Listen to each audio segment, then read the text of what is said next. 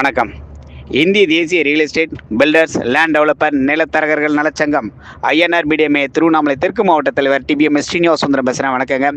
இன்றைய தினம் திருவண்ணாமலை அண்ணாமலையார் உண்ணாமலை அம்மன் ஆசியுடன் உலகத்தில் இருக்கிறவங்க எல்லாருக்கும் நல்லது மட்டுமே நடக்கும் என சொல்லிக்கொண்டு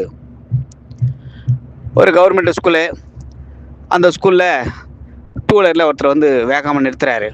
வாசலில் நிறுத்திட்டு பையனை கூப்பிட்டுட்டு விறுவிறுன்னு போகிறாரு.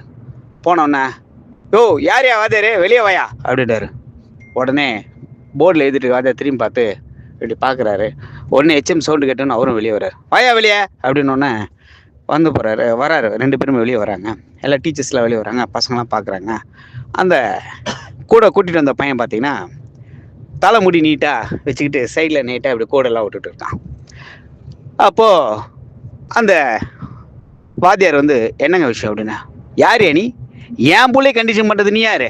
கவர்மெண்ட் ஸ்கூலுக்கு அனுப்புகிறோமா, படித்தானா, வந்தானா போனானா, அதை மட்டும் பாரு. நீ முடிய வெட்டு, அதை விற்கான்னு சொல்கிறது நீ யாரியா? நான் பெத்த அப்பா நானே கேட்குறதில்ல, நீ யார் என்ன கேட்குறது? நீ யார் என் பிள்ளைய கேட்குறதுக்கு? உன் வேலைனோ அதை மட்டும் பாரு. சார், கோவலாம் படாதீங்க. பசங்களுக்கு ஒழுக்கம் ரொம்ப முக்கியம். இந்த காலத்தில் சின்ன வயசுலேயே அவனை ஒழுக்கத்துக்கு கொண்டு வந்தால் தான், இவனுக்கு மிஞ்சி போன ஒரு 8வது தான் படிப்பான். இப்பயே இப்படி இருக்கிறான். அவனை ஒழுக்கத்துக்கு கொண்டு வந்தால் தான் நாளைக்கு அவன் வளரும் போது பெரிய அளவு வளருவாங்க. இன்றைக்கி நீங்கள் அவனை விட்டுட்டிங்கன்னா அந்த ஒழுக்கம் அவனுக்கு வராதுங்கண்ணா. யோ ஒழுக்கம் வேணா என்னன்னு பேசிட்டு, எங்களுக்கு தெரியும் என் பிள்ளை எப்படி வளர்க்கணுண்ணே, உன் வேலைனோ அதை மட்டும் பாரு, புரியுதா அப்படின்னா உடனே ஹெச்எம் வராரு. சார் ஒரு நிமிஷம், உங்களுக்கு ஒரே ஒரு சின்ன ஒரு விஷயம் சொல்கிறேன். உங்கள் பையன் முடி வெட்டிட்டுருக்காரு, சைடில் என்னென்னவோ ஷார்ட் அடிச்சுட்டு கோடெல்லாம் போட்டுட்ருக்காருன்னு சொல்லி இந்த வாத்தியார் கேட்டார் இல்லையா? அவர் வந்து ஒரு குரு. அந்த இடத்துல அவர் அந்த கேள்வியை கேட்டுட்டாரு. தப்பு கிடையாது. நீங்கள் வந்து உங்கள் பிள்ளைய வந்து கவர்மெண்ட் ஸ்கூலில் வந்து எதுவும் கேட்கக்கூடாதுன்னு ஒரு விஷயம் சொல்லிட்டீங்களே. சரி, ரைட், ஓகே. உங்களுக்கு வந்து ஒரு 5 நாள் டைம் தரேன், நீங்கள் எடுத்துங்க. அந்த 5 நாள் நீங்கள் உங்கள் பையனை எங்கன்னா வேறு எங்கன்னா ஸ்கூலில் சேர்த்துட்டு திறமையாக இந்த தம்பியை வந்து கவர்மெண்ட் ஸ்கூலில் விட்டுட்டு தனியார் ஸ்கூலில் சேர்த்துட்டு இந்த பையன் ஓகே அப்படின்னு அவங்க சொல்லிட்டாங்கன்னா நான் இந்த வேலையை ரிசைன் பண்ணிடுறேன். இந்த வாத்தியார் இந்த ஸ்கூலுக்கு வரமாட்டார், நீங்கள் போங்கன்னு சொல்லி அனுப்புறாரு. அவ்வளோதானே? யோ என்கிட்ட இருக்க பணத்துக்கு எனக்கு இருக்கிற மரியாதைக்கு ஜாதி ஜனம் இருக்கியா, நான் பார்த்துக்க போயா அப்படின்னு சொல்லி விருன்னு வண்டி எடுத்துன்னு போகிறார். உடனே ஒரு தனியார் ஸ்கூலில் போகிறாரு.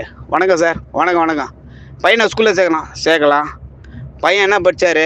கவர்மெண்ட் ஸ்கூலில் படித்தான். இப்போயும் அங்கேருந்து இங்கே வந்தார். பிடிக்கல வந்துட்டாங்க. ஃபீஸ் எவ்வளோ அதை மட்டும் சொல்லுங்கள். பணம் தான் பேசணும். தனியார் ஸ்கூலில் புள்ள ஏன் வந்தான், எதுக்கு வந்தான், அதெல்லாம் நீங்கள் கேட்காதீங்க. அப்படியா? சரிங்க. அட்மிஷனு இத்தனை லட்சம். Right, okay. அட்மிஷன் முடிஞ்சு போச்சு. Right, okay. சரி, தம்பியை வந்து நாளைக்கு காலைல கிளாஸுக்கு வர சொல்லுங்கள் அப்படி ஒன்றுண்ணா. சரி, ரைட்டு, ஓகே அப்படின்னா. அப்போ காலைல எடுத்துகிட்டு வந்து பையனை கிளாஸில் விடுறாரு, ஸ்கூலில் விடுறாரு, தனியார் ஸ்கூலில் விட்டவுடனே பையன் அப்படியே நேராக ஸ்டைலாக கோடு கிட்டெல்லாம் போட்டுட்டு உள்ளே போகிறான். செக்யூரிட்டி ஃபஸ்ட்டு அந்த ஸ்கூல் வாசல்லே நிறுத்துறாரு. தம்பி அப்படின்றார். இது என்ன, அது தலைமுடி அப்படின்னு செக்யூரிட்டி கேட்குறாரு. யோ எங்கள் அப்பனே என்னை கேட்குறதில்ல, நீனே என்னை கேள்வி கேட்குறதுண்ணா. அப்படியா? சரி, நீ உள்ளே போ அப்படின்னு அந்த தம்பி அனுப்புறாரு. நேராக ஹெச்எம் வெளியே நிற்கிறாரு. வாத்தியார் பார்க்குறாரு. தம்பிங்க வாங்க அப்படின்னு. இதெல்லாம் முடியெல்லாம் இருக்கக்கூடாது, எல்லாம் கட் பண்ணுங்கள், அந்த மாதிரிலாம் கோடெலாம் போட்டுன்னு வரக்கூடாது. படிக்கிற புள்ள ஒழுக்கம் ரொம்ப முக்கியமாக, ஒழுக்கம் தான் வாழ்க்கையில் முன்னுக்கு வர முடியும். எப்படிலாம் இருந்தாலும் சரி வராது. நீ வந்து மால் வெட்டிக்க, இல்லைனா பக்கத்தில் 4வது கடை தான் இருக்குது, பார்பர் கடை, அவரை வர வச்சு முடி வெட்டிட்டுமா. இந்த பாருங்க சார், இதெல்லாம் முடியாது அப்படின்ட்டு உடனே அவங்க அப்பா வந்து நிற்கிறார். என்னய்யா உங்களுக்கு என்ன பெரிய பிரச்சனை? என் புள்ள எப்படின்னு தானே, இது உனக்கு தேவை பணம் தானே. யோ உன் பணத்தை எதுவுமே நீயே வச்சுக்கோ. இந்த ஸ்கூலை பொறுத்தளவுக்கு தனியார் ஸ்கூலில் ஒழுக்கம் தான் ரொம்ப முக்கியம். இன்றைக்கி பல பேர் வந்து இந்த தனியார் ஸ்கூலில் பணம் கொடுத்து படிக்க வைக்கிறாங்கன்னா அந்த ஒழுக்கத்தையும் டிசிப்ளினும் கற்றுக் கொடுக்குறது தான். நீங்கள் வேணுமா தான் கவர்மெண்ட் ஸ்கூலில் ஏமாற்றலாம், ஆனால் அந்த தனியார் ஸ்கூலில் ஏமாற்ற முடியாது. உங்கள் பிள்ளைகிட்ட டிசியை வாங்கி நீ வெளியே போ மோல அப்படின்ட்டான். யோ பணம் கொடுத்தனே, பணத்தையும் எடுத்துன்னு போங்க சார் அப்படின்னு. என்ன எப்படி பேசுகிற?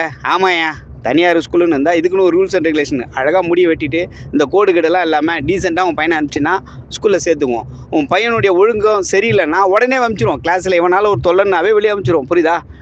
நீங்கள் போகலாம் அப்படின்னு சொல்லி பணத்தை எடுத்தோன்னே பணத்தையும் வாங்கிட்டு இருந்தாலும் மறுபடியும் யோசனை பண்ணுறான். அவர் கூட வந்து ஒரு ஃப்ரெண்டு சொல்ல, டேய் எங்கன்னா அறிவு இருக்காடா அவனுக்கு?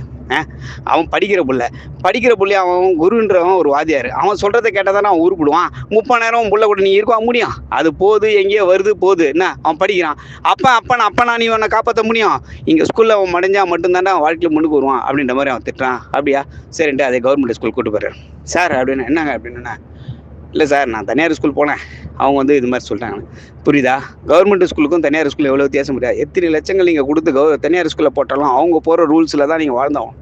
அந்த ரூல்ஸில் தான் உங்கள் பையனை நீங்கள் உள்ளே சேர்க்க முடியுமே தவிர நீங்கள் கவர்மெண்ட் ஸ்கூலில் அப்படி கிடையாது. என்ன, அதனால் வந்து இங்கே டிசிப்ளின் முக்கியம். எங்களால் முடிஞ்சது நாங்கள் நல்லா சொல்லித்தரோம் அப்படின்னா உடனே என்ன பண்ணுறாரு, பக்கத்துலேருந்து ஒரு பார்பர் கூட்டு வந்து பையனை தலையை கட் பண்ணிவிட்டு இதெல்லாம் நீட் பண்ணிவிட்டு, இனிமேட்டு டேய் நான் பண்ண தப்பு தான் சார், என்னை மன்னிச்சிங்க சார், இனிமேட்டு என் பிள்ளைய வந்து நான் மாதிரி சப்போர்ட் பண்ண மாட்டேன், இனி இவன் கண்ணு 2 விட்டு தோல் உரிங்க, என்னைக்கு வந்து நாங்கள் வந்து அப்பா அம்மா வந்து பிள்ளைங்களுக்கு சப்போர்ட் பண்ண ஆரம்பித்தோம், என் பிள்ளைங்க அன்றைக்கி விடாமல் போயிடுச்சு, இனிமேல் நீங்கள் தான் சார் அதை காப்பாற்றணும் அப்படின்ட்டு சொல்லி கொடுத்துட்டு கையெடுத்து கும்பிட்டு வெளியே போகிறாரு. அந்த பையனும் கிளாஸ் ரூம்குள்ளே போகிறான்.